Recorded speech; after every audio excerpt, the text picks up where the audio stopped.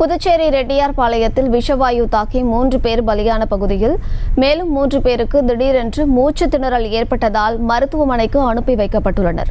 இதுகுறித்தான மேலும் விவரங்களை கொடுப்பதற்காக செய்தியாளர் கிருஷ்ணா இணைப்பில் இருக்கிறார். பேசலாம். கிருஷ்ணா, என்ன நடந்தது? முழு விவரங்கள். புதுச்சேரியில் கழிவறை வழியாக விஷவாயு தாக்கி ரெட்டியார்பாளையம் புதுநகரில் 3 பேர் உயிரிழந்தனர். இதனைத் தொடர்ந்து பொதுப்பணித்துறை அதிகாரிகள் மற்றும் அரசு இயந்திரங்கள் அனைத்துமே இந்த பகுதியில் தீவிரமாக கண்காணித்து வருகின்றனர். மேலும் அந்த கழிவுநீரை அப்புறப்படுத்தும் பணியில் ஈடுபட்டு வருகின்றனர். அதே நேரத்தில் 2வது நாளாக இங்கு மருத்துவர்கள் முகாமிட்டு பொதுமக்களுக்கு பரிசோதனை செய்து வருகின்றனர். 2 குழுக்களாக இந்த மருத்துவ குழுக்கள் ஒரு குழுக்கள் வீடு வீடாக சென்றும் இன்னொரு குழுக்கள் இந்த அந்த புதுநகர் பகுதியில் உள்ள முருகன் கோயில் முகாமிட்டு அவர் பரிசோதனை செய்து வருகின்றனர்.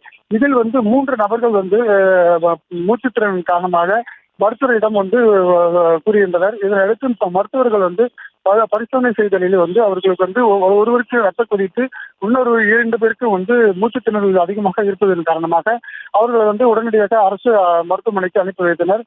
அந்த பகுதியில் இருக்கும் பூமகள், சுலோச்சனா, மாரி செல்வராஜ் ஆகிய 3 பேருமே 50க்கும் வயதுக்கு மேல் உள்ளவர்கள் என்பதால் அவர்கள் உடனடியாக மேல் சிகிச்சைக்காக அரசு பொது மருத்துவமனைக்கு அனுப்பி வைத்துள்ளனர். காலையில் ஒருவர், தற்போது 3 பேர் 4 பேர் இன்று மூச்சு திணறலால் பாதிக்கப்பட்டிருக்கிறார். 2 நாட்கள் ஆகியும் இந்த பகுதியில் மேலும் தாக்கமான சூழ்நிலையே காணப்பட்டு வருகிறது.